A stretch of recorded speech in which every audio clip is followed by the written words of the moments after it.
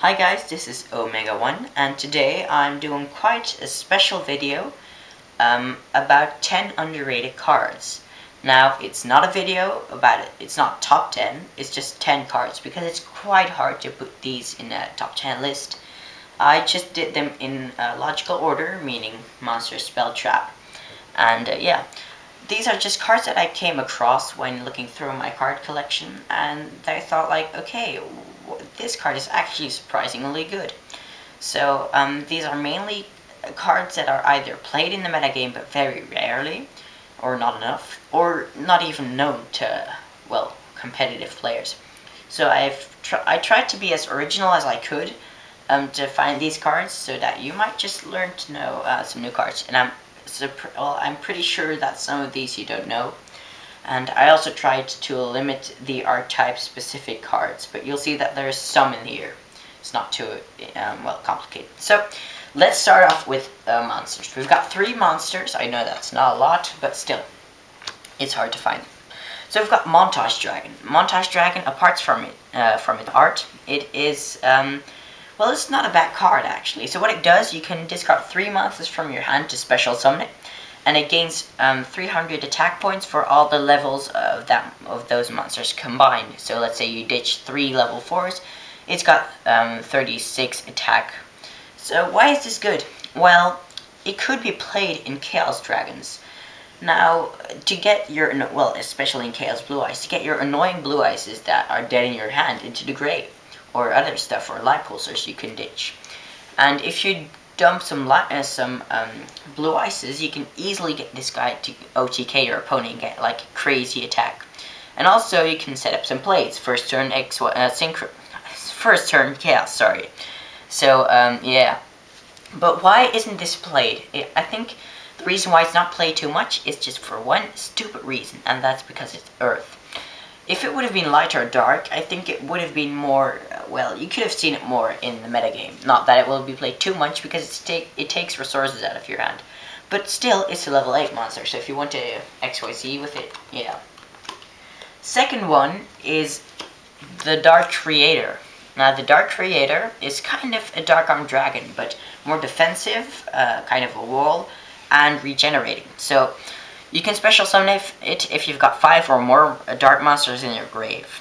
You can once per turn banish a dark monster from your grave, and then special summon a dark monster from your graveyard.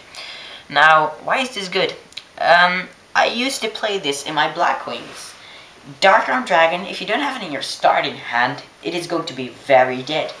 But the Dark Creator is surprisingly not dead. You can just special summon it, mostly in defense because it's got like 3000 defense. And then you can just start special summoning stuff. Again, it's level 8, so you can XYZ with it. Also, well, the problem is, why isn't this played so in the metagame? It's pretty simple. For one, you need to banish stuff. And banishing is obviously pretty annoying. For instance, Dark World. I know you're banishing a lot with gates already, and that's just the point. If you start to banish too many cards, it's going to be annoying. And you need to have a lot of cards to really get its effect beneficial. I mean, Grapha is already self-summoning from the grave. So Blackwing is a deck you could play it in my opinion, because I find that Blackwing, it lacks some regeneration. Once your big monsters are out of the way, it's hard to get them back, but this way you can get synchros back every turn. So yeah, that's this card. Next one is actually that it's quite tricky, or might be not as good as I think it is, but still. Manticore of Darkness. Now, Manticore of Darkness, it's one of those cards that is really good, but it doesn't really have an archetype to support its effect. So basically, when it's sent to the grave, during the end phase of the turn it was sent to the grave, you can, well, send another Beast Warrior, Beast, or Winged Beast to the grave, and special summon it from your grave. Now, this is pretty good because it's a level 6, its attack is decent, and you can set up some plays. In Fire Kings, for instance, you could use this. Destroy the Kirin and send this to the grave, and in the end of the turn you can get a Grunx to the grave and use Circle if you really want to, which is actually your main goal with Kirin, if you still play Kirin, because now you've got Yaksha. And it's level 6. If you're playing some Hazy Beast, you can also XYZ 6 for Bowser or something. Now, why is this card not that good? There's just one stupid thing, is that it activates during the end phase. And it can't use, I think it can't trigger another Manticore of Darkness's effect. So if it wouldn't have been during the end phase, but just at the moment itself, you could just easily spam 3 Manticore of Darkness in one turn. But that would be quite stupid and ridiculous too. So, but still, I think if we got some new good decks, it could work. Now, spells. We've got 8 spells, I think. No, we've got, yeah, about 8 spells. So, we're starting off with Leeching of the Light. Now, Leeching the Light, basically what it does, you choose one of your opponent's light monsters, and all your monsters, they gain attack equal to the attack of that monster. Now, why is this good? This is something to play inside, and I actually played in my side deck for now because my side deck sucks and I don't really have too many cards. But it's really good against decks like Agents or something with light monsters or Blue Eyes, because Blue Eyes is a beater as it is. So if you use this on a Blue Eyes, your monsters get 3,000 boost. If you have a swarming deck like with 4 monsters in the field, that's just OTK, free OTKs. Now, why isn't this played? For one, it's a side card, and we've got much more powerful side cards than this. Second, there's not like one very metagame strong light deck right now. I mean, Agents and stuff, and Blue Eyes is strong, but it's not like Dragon Rulers or stuff, where you can side in little annoying stuff. So yeah, but I still like it though. Next, but it is an archetype specific, Dark World Lightning. So Dark World Lightning, basically what it does, you probably know it if you're a Dark World player, you discard a card and destroy a set card. Now, why is this good? It's pretty obvious. You destroy a set card. That can be a monster or a set spell or trap. And if you discard a Grapha, which I actually obviously do quite a lot, you can actually pop their back row, because most players have like 2 spell or traps. Well, now 3 with Heavy Storm Band. Now the problem is it is quite dead, and MST is a better option. You've already got your discard outlets, but for you, for those budget players who don't have MST, which is too expensive, but you never know, or I don't know, you could use this. I used to play this in the old days when I did have like the budget version of Dark World. Next one is one that I am surprised that not many players play it. So it's again a side deck card. It is Intercept Wave. So Intercept Wave, it's a quick play. When you activate, all synchro monsters in the field are set, and during the end phase they return to the extra deck. Now, why is this good? This is just very good against synchro heavy decks. Blackwing is an example, or Six Samurai. Actually, Six Samurai uses some XYZ, I know, but still, She End is pretty annoying in some decks. If you first use an MST, or I don't know, or Torrential Tribute, they have to negate and then Intercept Wave. I don't know. And the fact that it sets them is very good. If it would have been just sending them all to the extra deck, that would have been fine. But the fact that you can set them is really good. Either when your opponent summons a monster with annoying effect, you just use Intercept Wave, they're set, the effect is negated. Or during the battle phase when they're about to OTK you, just activate this. And during the end phase, they're all gone. So yeah, I really love this card. Still playing inside. The last spell is actually the spell that gave me the idea to make this video, and it is the Vic Howell Drive. Now, what does it do? You draw a card for every beast, beast warrior, or winged beast on your field. But you can't use any spell and traps during the turn you activate. Now, why is this good?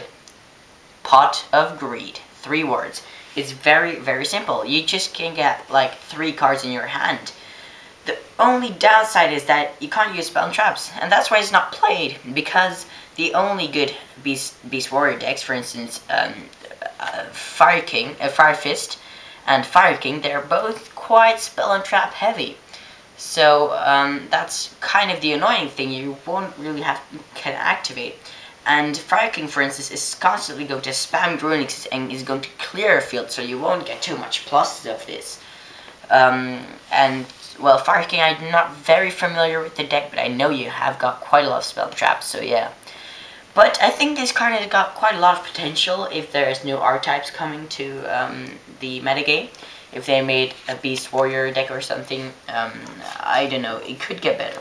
Little trivia on the art, Magic of Darkness is displayed. I find it quite funny that they were in the same video. So, we've got 3 traps, and we're starting off with another archetype specific, Castle of Dragon Souls. Now, I'm actually playing this in my Chaos Blue Eyes deck twice. Now, why is it good? And what its effect? Sorry. Its effect is basically, once per turn, you can banish a dragon monster from your grave, target a monster you control, and then that monster gains 700 attack points. So it's got several reasons. For one, well, you give a boost to a monster. In Chaos Dragons, well, I mainly have the problem that my Light Pulsers or Dark Flare are quite weak. So giving those the boost to just get over your opponent's monsters for 1 turn is great. Second, for Blue Eyes players, it targets a monster. So if you got Maiden, you can use this on Maiden, and you get an easy, it's like an free Blue Eyes. So that's really good about it. And also, when it's destroyed, you can special summon one of your banished dragon monsters. And that's what makes this so good in my opinion. Because people play Return from the Dark Dimension, a different dimension or something, to get their banished dragons back. Because in Chaos Dragons, I mostly have the problem, I'm banishing like 7 cards or something. And in the end, I'm like, okay, sure, I banished everything, but what do I have to do with it now? And this is just an easy way to get rid of it. I mean, you can just set it, wait for your opponent to MST, and get a dragon back. For instance, Red Eyes Darkness Middle Dragon. You can get combos, you can MST it yourself. And so that's really, really good. Now, a card that is actually played, but not too much, is Phoenix Wing Windblast. You discard a card, and return a card from your opponent back to the top of the deck. Now, again, why is this good? Because you can stall out an opponent. Especially Dark World plays that used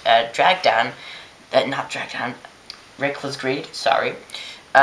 This is really good. If they summon something, you could just use this. It's like Ryza, the Storm Monarch. Is it Storm? I think it's Storm Monarch. Anyway, it's really good. And also on XYZ or Synchro is there, just send back to the extra deck, so that's great.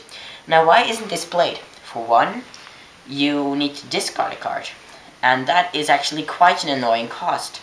And, yeah. Second, you have already got a similar card, and that's Compulsory Evacuation Device. And Compulsory Evacuation, I think it's a discarding that makes this card so bad, because it does the same thing as Compulsory Evacuation Device, only that it puts it on top of the deck, which is actually, well, worse for your opponent. But just the discarding is annoying. And I think the point is also that Compulsory Evacuation Device, it can save your own monsters. If you've got like a Grapha on the field, you can bounce it back, for instance, and discard it for some destruction, I don't know. So, but I still find it's a fine card. You've got all these theme monsters, stuff like, what's it, Dark Magic Attack for Dark Magician, or you've got like the Blue Ice Attack, but this is for Phoenix of Nephthys, and it is actually surprisingly fine. And now the last card is a card that I didn't know, and I don't think anyone knows it. It is Impenetrable Attack.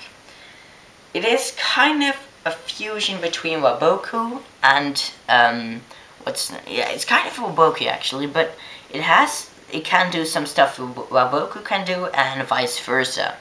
So you can activate during a battle phase, and you can choose 2 effects. Either you don't take any battle damage during this turn, or you choose one of your monsters, it can't be destroyed by battle, and you by battle nor by card effects. Now, why is this so good? Well, you've got several situations in which this can be good. For one, if your opponent attacks, you can activate it to save one of your monsters and stop them from OTKing you. Second, if you if you're about to take a lot of damage, you can just stop the damage. And the third reason why I find this card so good, which separates it from Waboku is that it can save one of your monsters when you attack. Let's say you enter the battle phase, you have like a big beater on the field, you just need to attack with that. You can just activate impenetrable attack before you attack. You save your monster from destruction by battle or by card effect, and you just attack. And unless they've got like compulse or something that doesn't destroy, they're basically dead. And it's a fun card. I don't really see it being played, but it's one of those cards that you think, it's funny that I didn't really know I had this. And you'd think in another world, it could be a staple, you know. So that's it for the 10 underrated cards. I hope you found it a fun video, and you found it not too, boring and unoriginal. So this is Omega1 signing out. Please leave a comment and a like and subscribe and all that stuff. And also, yeah, comment in the comment section to say what underrated cards you know and you think are really good, or anything you want, basically. Yeah, sorry. So, Omega1 signing out.